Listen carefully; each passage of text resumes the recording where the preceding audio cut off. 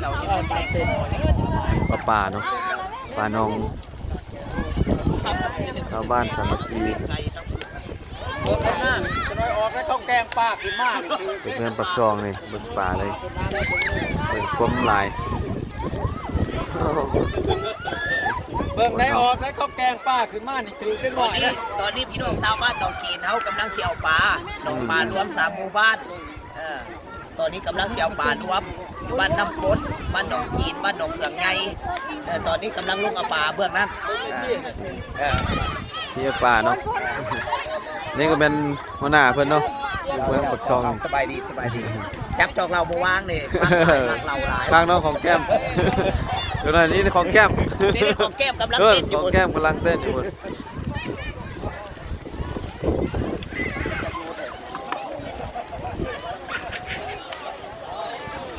ผู้ใดลงได้เลยเอาวะหรือว่าเอามาเป็นเอามาใส่นี่แล้วก็รวมมาวางตัวนี้หาได้แล้วมาวางตัวนี้จะมาปั่นกันเจ้านายเขาจะย้อนป่ามาทึ่งได้ลูกเฮ้ยนี่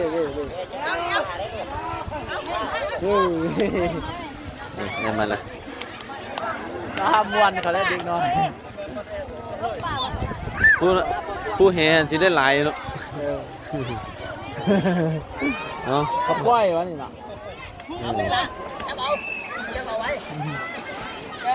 มากขึ้นเลย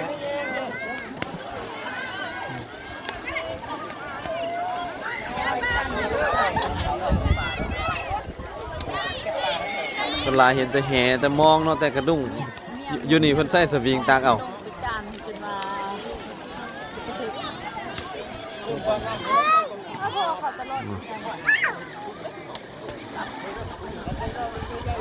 ดีใส่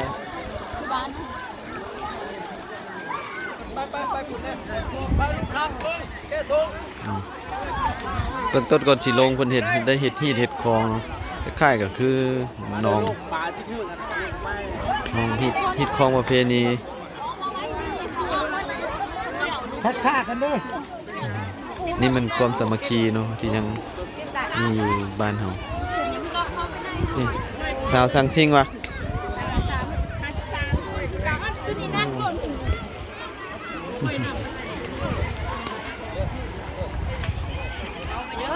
โอ้นะป่าที่ทึ่ง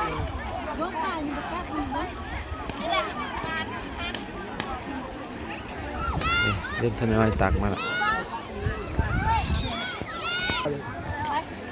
เป็นห่มบอกมาผมมาลายป่าหามารวมกันแล้วก็มาแบ่งพวกคิดเปรียบกันนี่บางคนเที่ยวก็ได้ป่านี่โอ้แหเพิ่นติด2 โต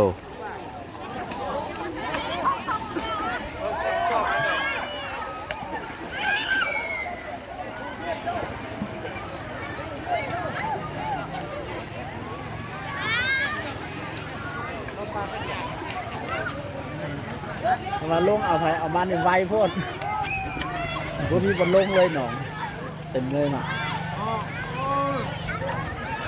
ป่านี่แค่มันขึ้นบกได้มันเต้นขึ้นมาบกเลยคนหลายคน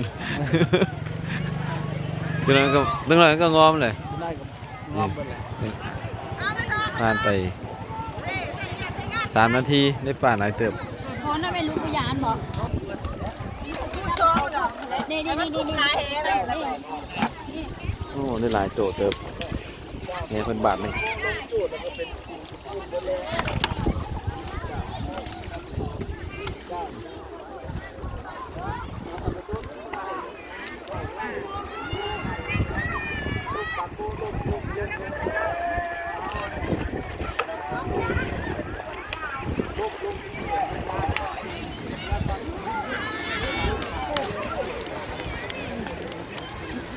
ตอนเก็บแลบ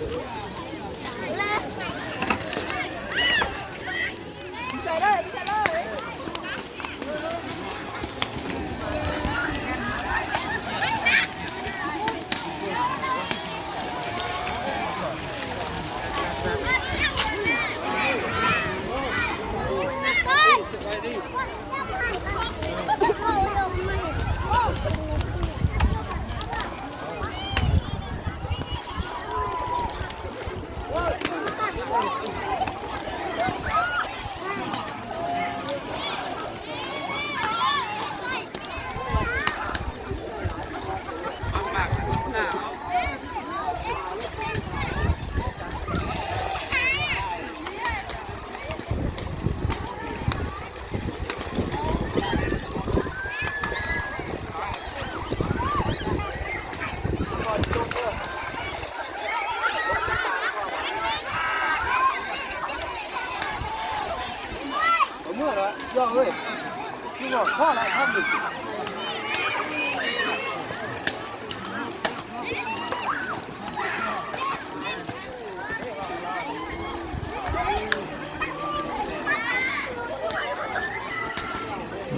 นั่นน่ะฟ้อนเตียว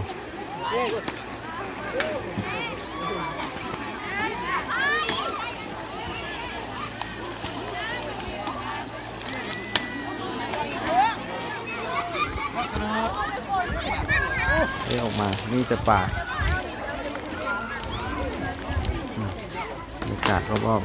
ไปบ่เด้อ งานพักกระเดือตึ๊กติดขอบ นี่บ่เห็นบ่ซื้อหันเกียนใส่ว่าพัวข่อยคำเมือง เขาบอกเอง เบิ่งได้เท่าใดเอาสิจบออก ๆ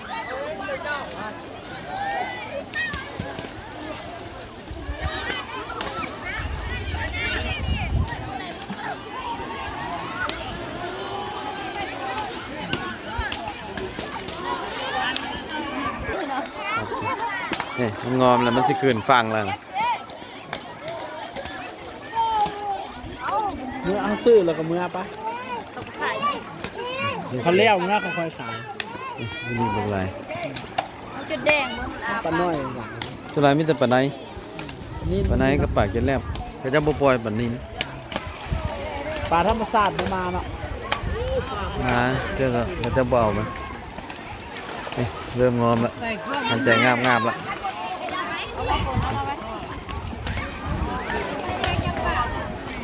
นี่เนี่ยเต็มอยู่พี่ป่าเนี่ยจะขึ้นฟังละว้ายไม่ฟาดกันได้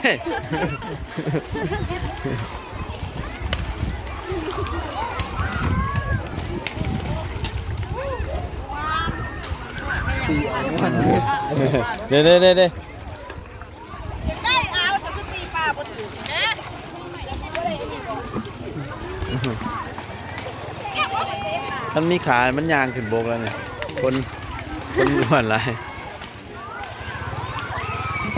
ยังนอนน่ะได้ในทางปาก